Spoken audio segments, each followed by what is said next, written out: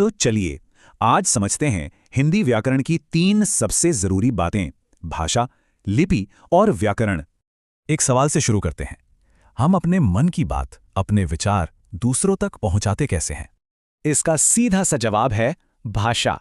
यही वो जरिया है जिससे हम एक दूसरे से बात करते हैं और जुड़ते हैं। भाषा के 2 मुख्य रूप होते हैं और इन दोनों के बीच का जो फर्क है वो जानना काफी दिलचस्प है।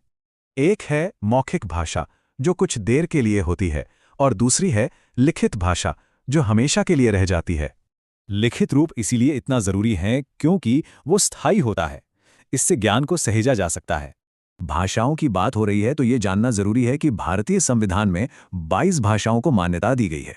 पर सवाल यह है कि किसी भी भाषा को लिखा कैसे जाता है? इसके लिए क्या सिस्टम होता है? इसी सिस्टम को कहते हैं लिपि। इसमें भाषा की हर ध्वनि के लिए एक खास चिन्ह यानी सिंबल होता है। और ये जानना जरूरी है कि हिंदी को भारत की राजभाषा का दर्जा दिया गया है, यानी ऑफिशियल लैंग्वेज। एक मजेदार बात बताता हूं, हिंदी अंडमान और निकोबार द्वीप समूह की भी ऑफिशियल लैंग्वेज है। भाषा के अंदर ही उसका एक क्षेत्रीय रूप होता है जिसे बोली कहते हैं। ये छोटे छोटे इलाकों में बोली जाती है। तो इतनी सारी बोलियों के बीच भाषा का शुद्ध रूप कैसे बना रहता है? कैसे तय होता है कि क्या सही है?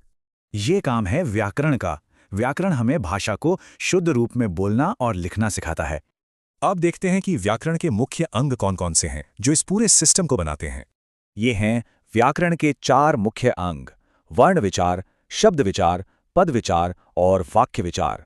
यही भाषा को सही बनाते हैं। तो मतलब साफ है, भाषा, लिपि और व्याकरण तीनों मिलकर ही सही कम्युनिकेशन को मुमकिन बनाते हैं।